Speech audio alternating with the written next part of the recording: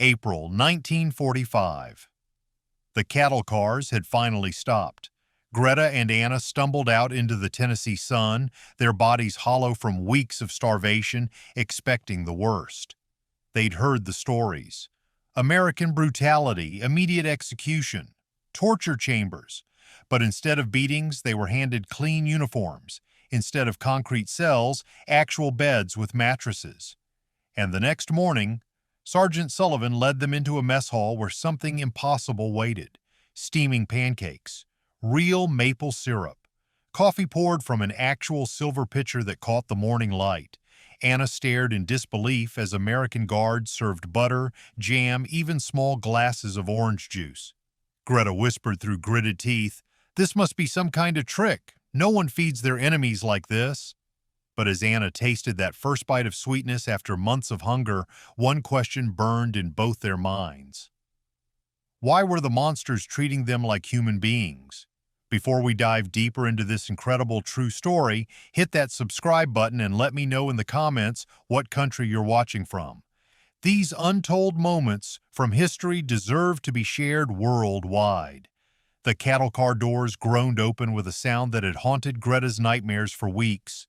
Harsh American voices barked orders in English she barely understood, but the tone was unmistakable. Sharp, military, final. She squinted against the Tennessee sunlight, her legs trembling as she helped 19-year-old Anna down from the train car that had become their mobile prison since fleeing Ravensbrück. Around them, other German women stumbled and fell, their faces hollow with hunger and defeat. This was it, then. This was where they would die.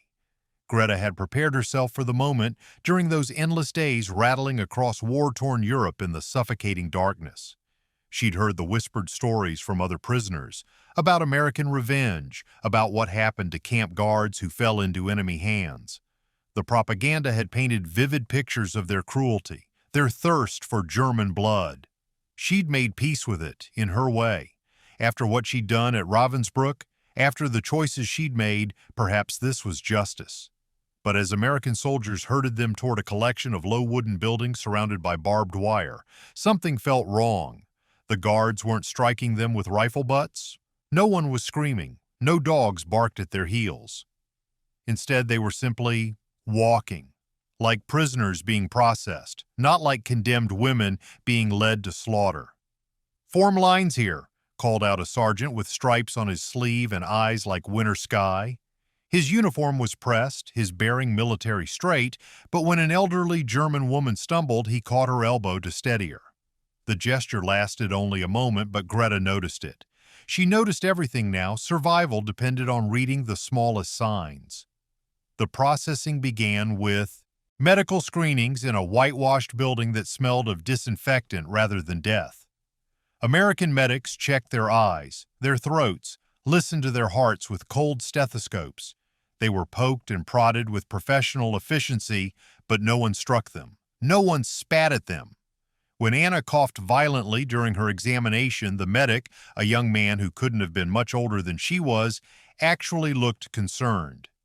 "TB?" he asked in broken German. Anna shook her head, switching to her limited English. No TB, just tired." He nodded and made a note on his clipboard. "Water," he said, gesturing toward a pitcher on a nearby table. "Drink." Greta watched this exchange with growing confusion.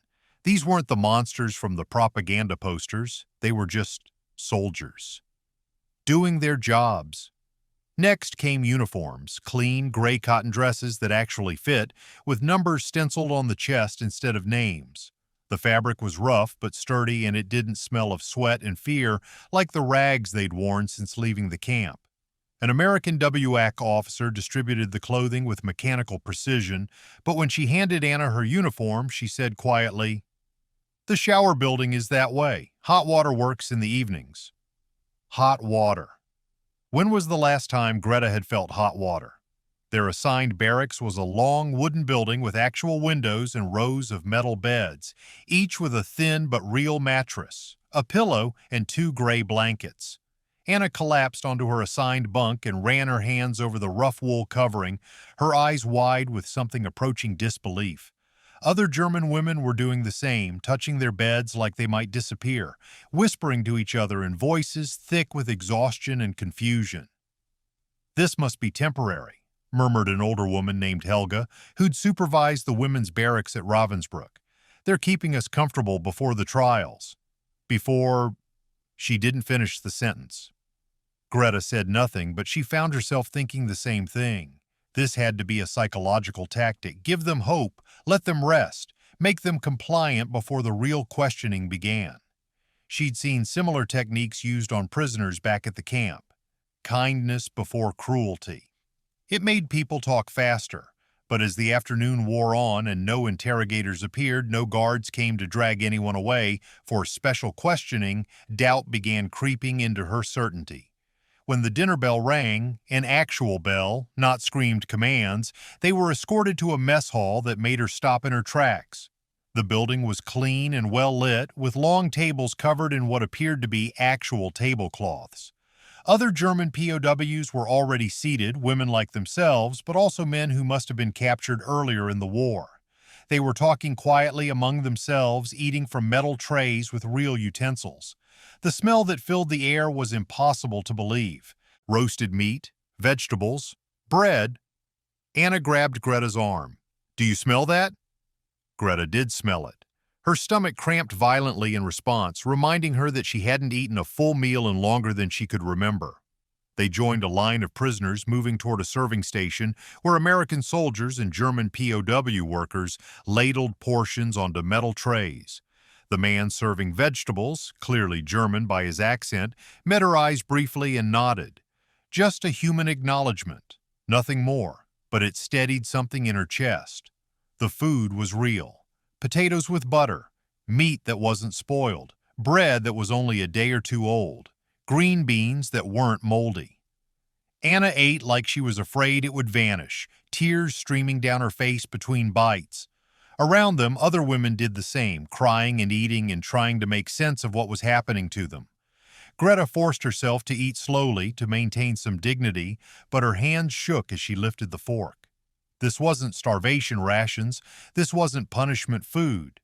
This was sustenance, real sustenance, the kind she'd watched American prisoners receive at Ravensbrück while German guards ate better and prisoners got scraps.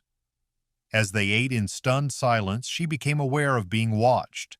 The same sergeant from the processing station stood near the serving line, observing the room with those pale eyes. His expression was unreadable. Not hatred, which she would have understood, not kindness, which would have terrified her, but something else. Something that looked almost like duty. Professional responsibility mixed with something deeper, something that might have been pain. Their eyes met across the mess hall for just a moment.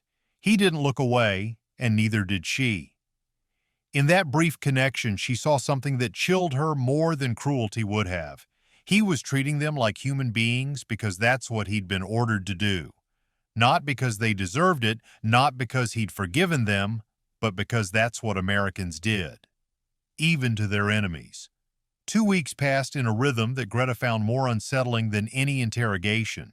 Each morning, réveillé sounded at 6:30, followed by breakfast that continued to defy everything she thought she knew about prisoner treatment. Pancakes appeared regularly, along with oatmeal, toast with real butter, and coffee that didn't taste like burnt grain.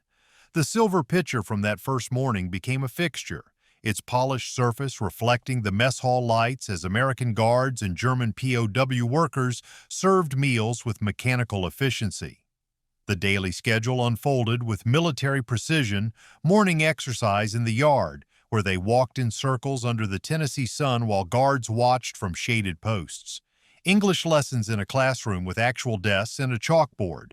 Work details that felt more like domestic chores than punishment, laundry duty in a building with modern washing. Machines, kitchen preparation that involved peeling potatoes and washing dishes alongside American servicemen who nodded politely when passing salt or dish towels. Anna threw herself into the routine with an eagerness that worried Greta. During English lessons, she raised her hand to answer questions, her face lighting up when Lieutenant Patricia Hayes praised her pronunciation.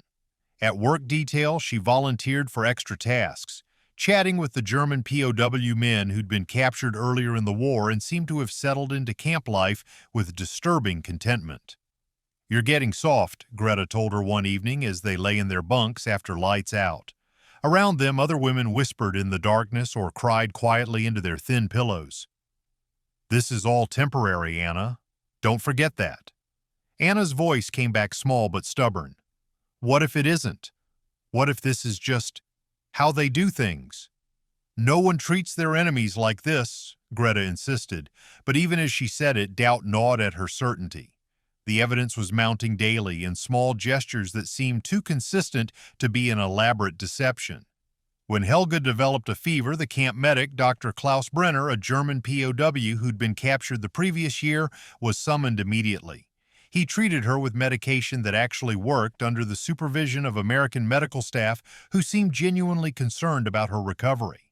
The other German women formed factions around different theories. The older ones, mostly former guards like herself and Helga, maintained that this was psychological warfare designed to make them compliant before war crimes tribunals. "They're fattening us like pigs for slaughter," Helga declared during one of their whispered conversations. "Making us grateful, so we'll confess to whatever they want to hear."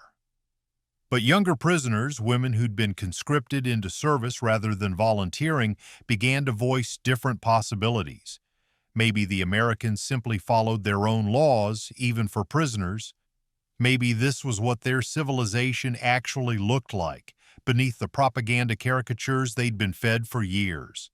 The turning point came during an English lesson when Lieutenant Hayes wheeled in a film projector. The room darkened and suddenly the wall displayed moving pictures of America, vast farms with crops stretching to horizons, families gathered around dinner tables laden with food, children playing in yards with white picket fences, men in suits walking to jobs in gleaming cities. Anna leaned forward in her seat, mesmerized. These weren't the brutal industrial wastelands Nazi propaganda had described. These were neighborhoods that looked normal, peaceful. The children in the film weren't raised as warriors, they were just children, laughing and playing games that looked similar to ones she remembered from her own childhood in Bavaria. When the lights came back on, Lieutenant Hayes stood before them with her wire-rimmed glasses catching the overhead bulbs. "This is why we fight," she said in careful German, her accent American but her words clear. "Not for conquest, not for dominance, for the right of families to live in peace." That evening, the debate in their barracks grew heated. Greta found herself defending positions that felt increasingly hollow. "You forget what we were fighting for," she told Anna, her voice sharp with desperation she tried to hide. "What they'll do to Germany once they've won completely." Anna turned to face her, and in the dim light filtering through the barracks windows, her young face looked older than her 19 years. "What were we fighting for, Greta? Really?" The question hung in the air between them like an accusation. Greta opened her mouth to recite the familiar answers: fatherland, living space, the superiority of German culture, but the words felt like ash on her tongue. How could she speak of German superiority while eating better food as an American prisoner than she'd had as a German guard? "We were fighting for Germany," she said finally, but the conviction had leaked out of her voice. "Were we?" Anna's whisper carried across the space between their bunks. "Or were we fighting for something else? Something that made us forget we were human?" Other women pretended to sleep, but Greta could feel them listening. These were conversations that could have meant death back at Ravensbrück, questions that undermined everything they'd been taught to believe. Here in the strange safety of American captivity, the questions felt inevitable. That night, Greta lay awake staring at the ceiling beams, trying to push away memories that rose like ghosts in the darkness. A pregnant Polish woman she'd forced to stand at attention during roll call for 3 hours while rain soaked through her thin dress. A young Jewish girl, maybe 16, who'd reminded her painfully of her own sister back in Essen. The same dark eyes, the same defiant tilt to her chin even as she grew thinner and weaker with each passing week. She'd buried those memories under layers of necessity and propaganda, telling herself she was just following orders, just doing her job, just trying to survive in a world gone mad. But lying on an American mattress with her belly full of American food, the justifications crumbled like old paper. The faces came back clearly now, no longer dimmed by hunger and fear and the daily struggle to stay alive. The pregnant woman had died during that roll call. The young girl had been selected for transport on a day when Greta was responsible for making the lists. She could have chosen someone else. There were always others to choose from, but something about the girl's defiance had annoyed her, had felt like a personal challenge to her authority. Their faces haunted her dreams, along with dozens of others. And in the morning, Sergeant Sullivan would be there with his silver pitcher of coffee, treating her with the same professional courtesy he showed to everyone, as if she were a human being deserving of basic dignity, as if she hadn't forfeited that right long ago. A month into their captivity, the small kindnesses began to accumulate like drops of water wearing away stone. When Anna developed a fever that left her shivering in her bunk, despite the Tennessee heat, Dr. Brenner was summoned within the hour. The German physician moved through the barracks with quiet efficiency, his medical bag worn but well-maintained, checking Anna's pulse and temperature with the same careful attention he might have given a colleague back in Heidelberg. Influenza, he diagnosed in German, then switched to English for the American medic who supervised all treatments. She needs rest, fluids, and aspirin if you have it. What happened next left Greta speechless. Sergeant Sullivan appeared at Anna's bedside that evening carrying a tray with chicken soup that smelled like something from a real kitchen, not institutional cooking. Steam rose from the bowl in the lamplight, and beside it sat a glass of what looked like actual orange juice. "Doctor's orders," he said in his careful German, setting the tray on the small table beside Anna's bunk. His accent was terrible, but the effort was unmistakable. "You eat." Anna struggled to sit up, her face flushed with fever. Sullivan noticed her difficulty and, after a moment's hesitation, helped arrange her pillows so she could eat without spilling. The gesture lasted only seconds, but Greta watched him adjust the pillow with the same gentle precision she'd seen him use to fold uniforms or arrange mess hall tables. "Danke," Anna whispered, and for a moment their eyes met. This young German woman who'd helped guard prisoners, and this American sergeant whose brother had died fighting her countrymen. "Sleep when you're done," he said, already stepping back to restore the proper distance between guard and prisoner. But before he left, he returned with an extra blanket, laying it across the foot of her bed without explanation. The kindness felt dangerous to Greta, more threatening than any interrogation. She could understand cruelty, it made sense, fit the narrative she'd constructed about enemies and justice and the natural order of war. But this careful attention to Anna's comfort, this quiet concern for her well-being, shattered categories she'd relied on to make sense of the world. Over the following days, as Anna recovered, other small gestures accumulated. Lieutenant Hayes brought her English books to read during her convalescence, simple stories about American families and communities that painted a picture of life nothing like Nazi propaganda had described. The German POW men working kitchen duty made sure she received extra portions when she was strong enough to return to the mess hall. Even the American guards began nodding when they passed her bunk during their evening rounds, checking that she was improving. It was during Anna's recovery that Greta began having her first real conversations with Sergeant Sullivan.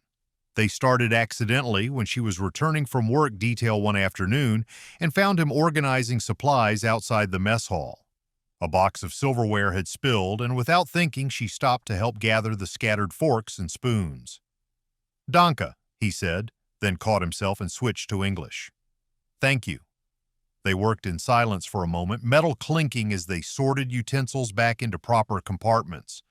Then, perhaps because the sun was warm and the work was peaceful, or perhaps because isolation wore down even the most careful barriers, he began to talk.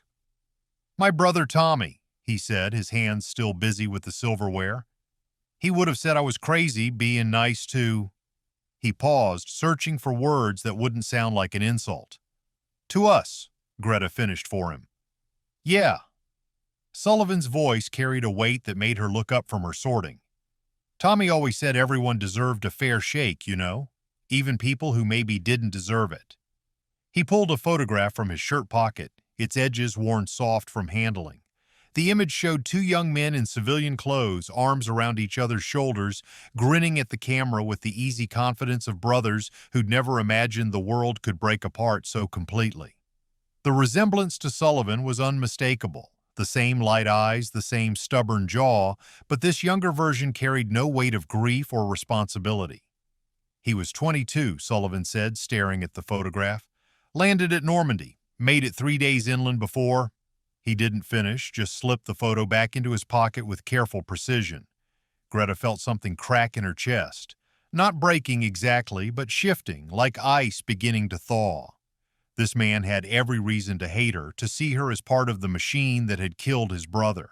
Yet here he was, making sure she had enough to eat, that Anna received medical attention, that all of them were treated with a dignity she wasn't sure she would have extended to enemies who had cost her everything precious. "I'm sorry," she said, and meant it in ways that surprised her.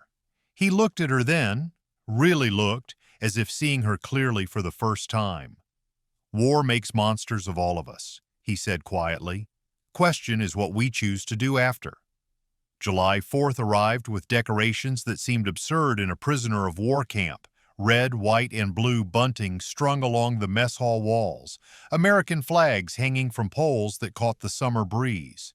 The guards had organized what they called a simple Independence Day celebration, though nothing about it felt simple to Greta. Tables were arranged outside under the trees, covered with checkered cloths and laden with food that went beyond mere sustenance into the realm of actual festivity. There was cake. Real cake with white frosting cut into squares and served on paper plates decorated with stars.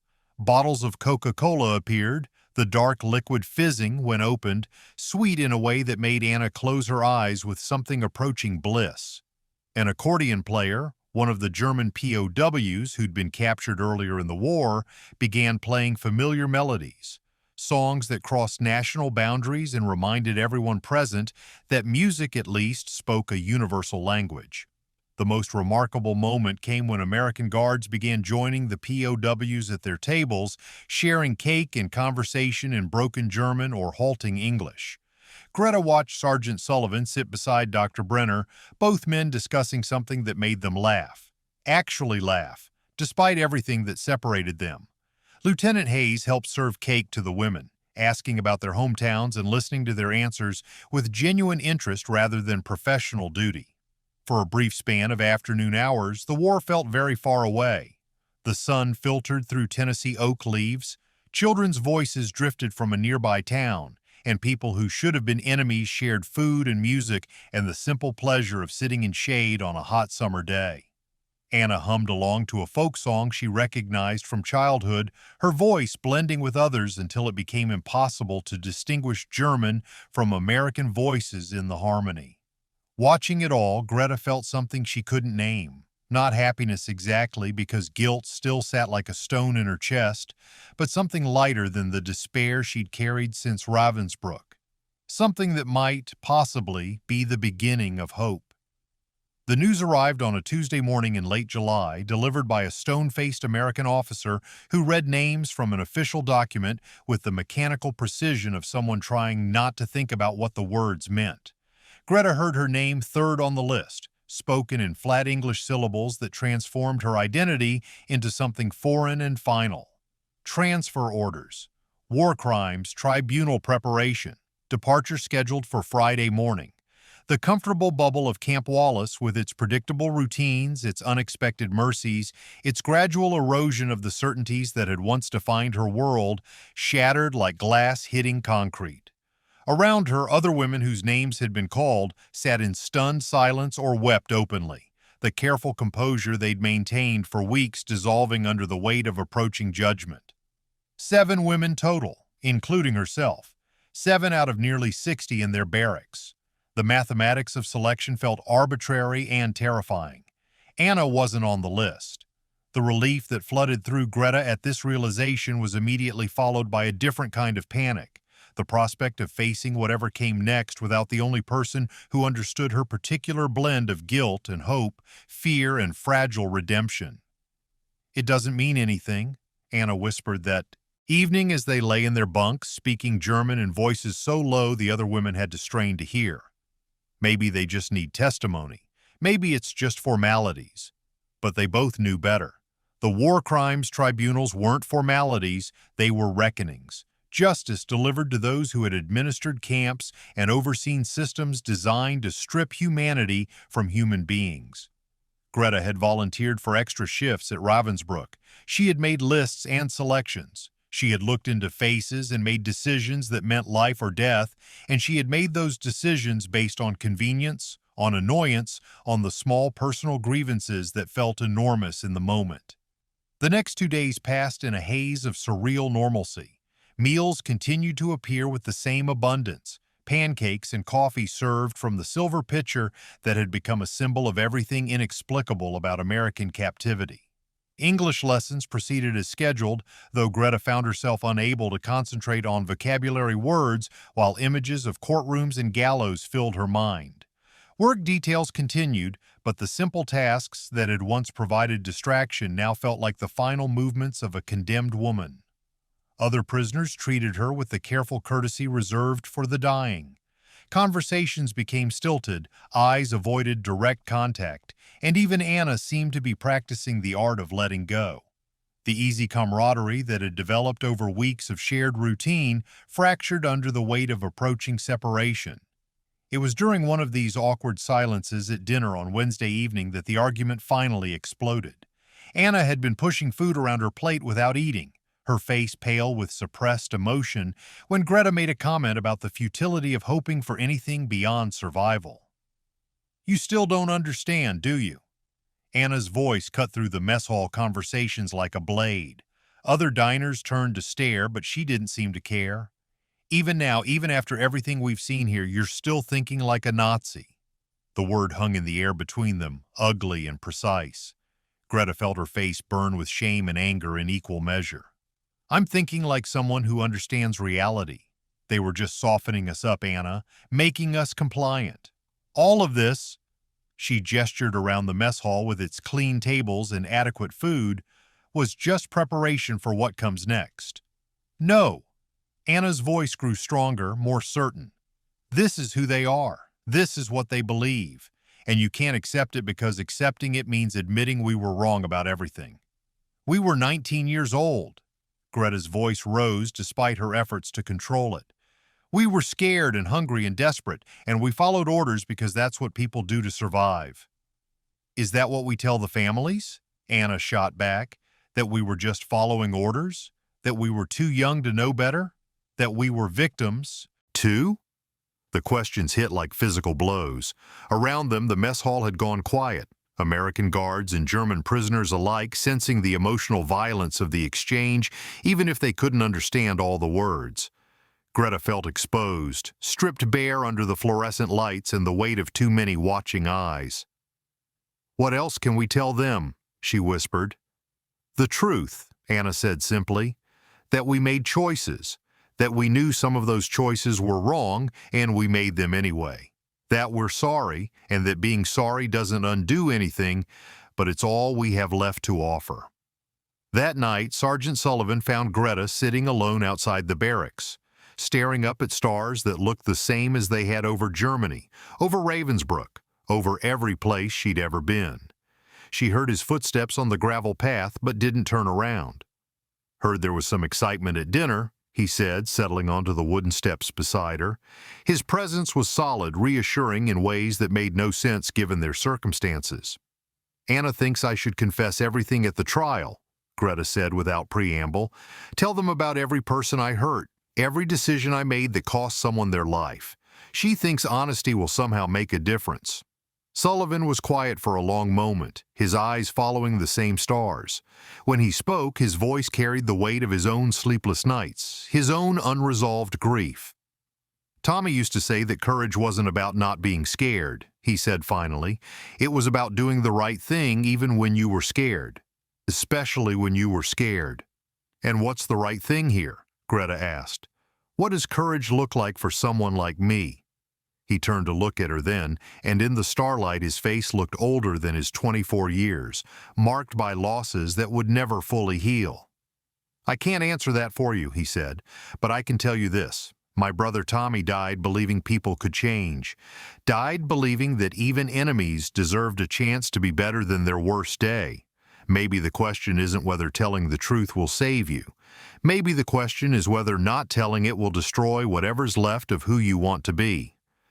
They sat in silence after that, two people separated by nationality and uniform and the weight of history, watching the same stars and wondering if redemption was something that could be earned or only given, deserved or only hoped for.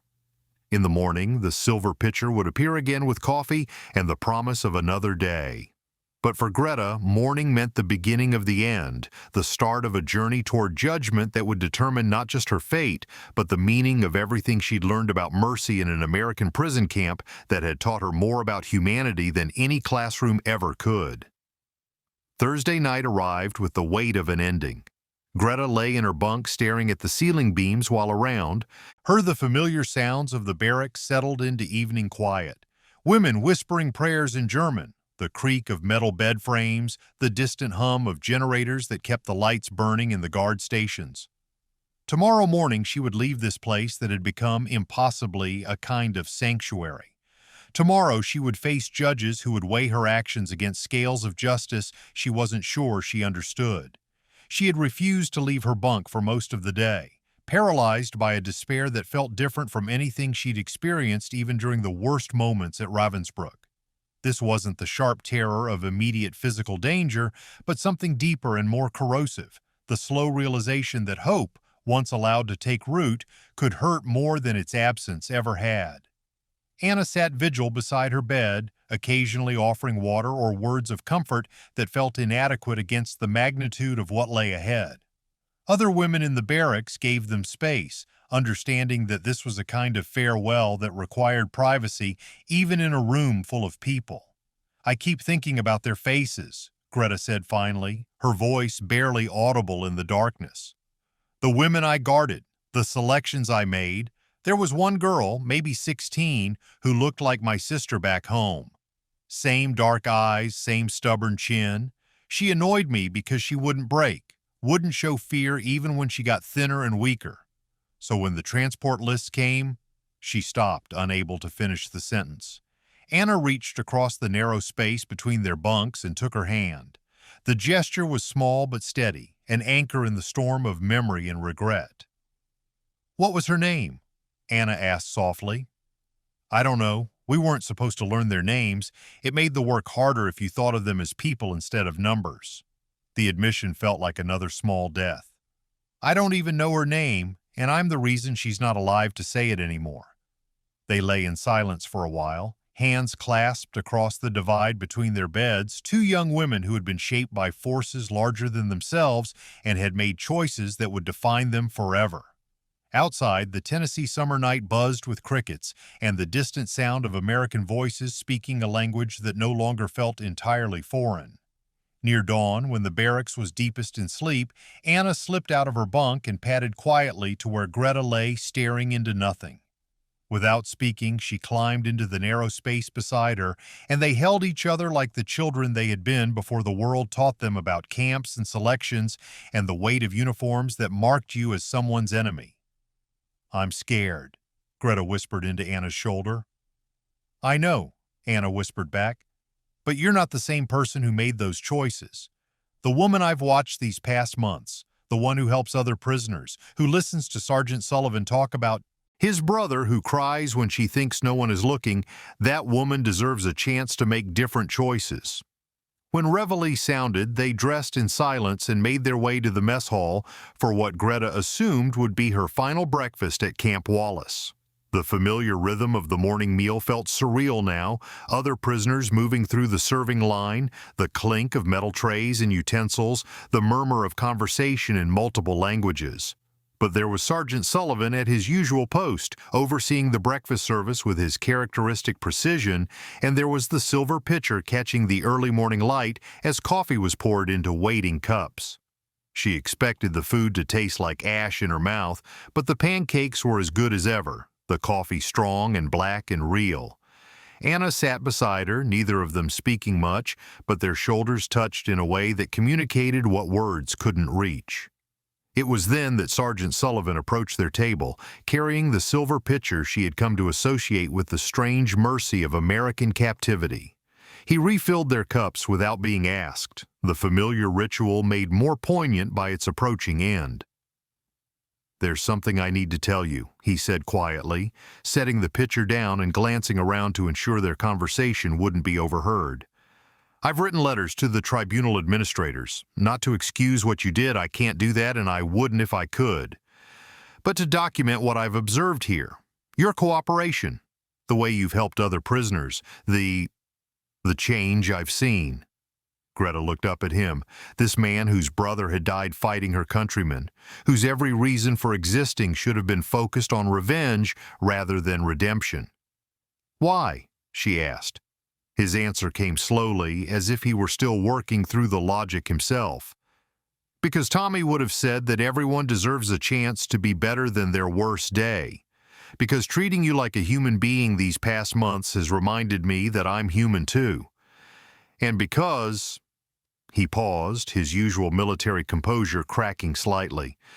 "Because maybe the world needs people who remember that mercy is stronger than hatred, even when mercy is the harder choice." The transport truck arrived at 8:30, its engine rumbling outside the barracks like mechanical thunder. Greta gathered her few possessions, the clean uniform she would wear to court, a small notebook where she had begun writing down the names and faces she could remember, a letter Anna had helped her compose for her mother back in Essen. As she prepared to leave, Lieutenant Hayes appeared with an offer that surprised her. "Would you like help writing a statement for your trial?" she asked. "Something that addresses not just what you did, but who you've become." That afternoon, in a small office that smelled of coffee and mimeograph ink, Greta sat across from Lieutenant Hayes and began the hardest conversation of her life. Not a confession extracted under duress, but a voluntary accounting, a detailed recitation of her actions at Ravensbrück paired with an unflinching examination of the choices that had led her to those actions. "I want them to know," she said as Lieutenant Hayes took notes in careful shorthand, "that some of us remember their faces, that some of us are sorry, not because we're trying to save ourselves, but because forgetting them would be another kind of murder." The letter took hours to complete, each paragraph requiring careful consideration of words that might be among the last she ever wrote. It wasn't a plea for mercy. She understood that mercy was not something she could demand. It was simply the truth, offered without reservation or hope of reward. The morning of departure arrived with the same silver pitcher of coffee, the same pancakes that had marked her first breakfast at Camp Wallace. Anna walked with her to the transport truck, their hands clasped until the last possible moment. Other women from their barracks gathered to say goodbye, these German prisoners who had become something like family in the strange democracy of shared captivity. Sergeant Sullivan stood beside the truck as she climbed into the back, and for a moment their eyes met through the canvas opening. He raised his hand, not quite a salute, not quite a wave, but an acknowledgement that passed between two people who had found their humanity in an unlikely place. As the truck pulled away, Greta pressed her face to the small rear window and watched Camp Wallace disappear into the Tennessee hills. In her pocket, she carried a piece of paper with an address in Boston and words she would never forget. "If you survive this, and if you ever make it to America again, look us up. My mother always makes too much food anyway." The silver pitcher in its morning ritual of unexpected mercy grew smaller in the distance, but the memory of what it represented, the possibility that even enemies could choose grace over vengeance, traveled with her toward whatever judgment awaited.